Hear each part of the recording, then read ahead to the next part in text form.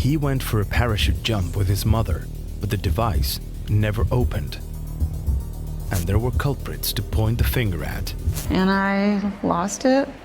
I just remember screaming and thinking it can't be true. The scene was horrifying to anyone who saw it.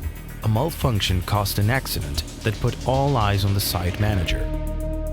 When you hear there's a possibility he may not have been certified, what goes through your mind? Anger. A lot of anger.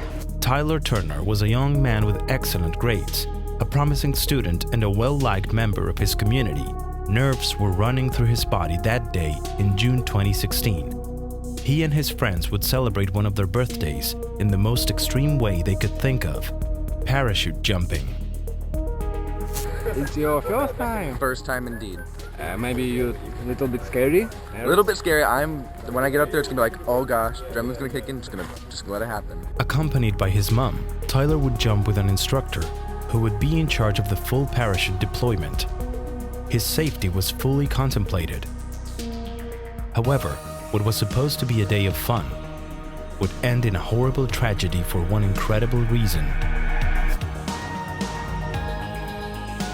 It is haunting video of an 18-year-old making his first parachute jump while his mother watched. His chute never opened. Now a judge has found the owner of the skydiving school negligent to the tune of $40 million. The images on the scene were utterly terrifying. Young Tyler didn't know what his last breaths would be like as he moved through the sky at nearly 15,000 feet. The problem? The person who would handle the entire jump didn't know how to deal with the emergency situation of the parachute not opening. An investigation revealed the tandem instructor Turner was paired up with, who also died, was not properly certified. The terrible accident set alarms ringing. Of course, it wasn't the first one at the site, so doubts about the school's safety were mounting.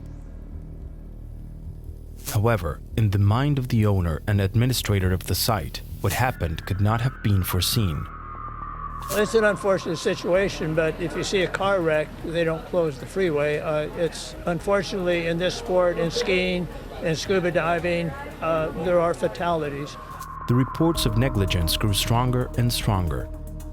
Aside from the fact that the instructor didn't have a license, Tyler's family also accused that the safety instructions weren't adequately explained.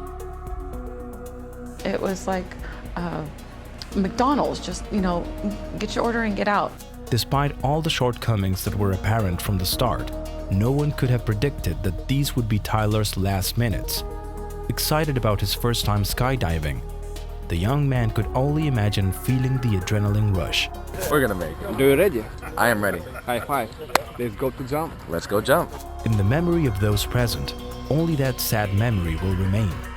That young man full of life was only looking for new experiences, but because of the negligence of a man who didn't care about anything, he ultimately ended in the worst possible way.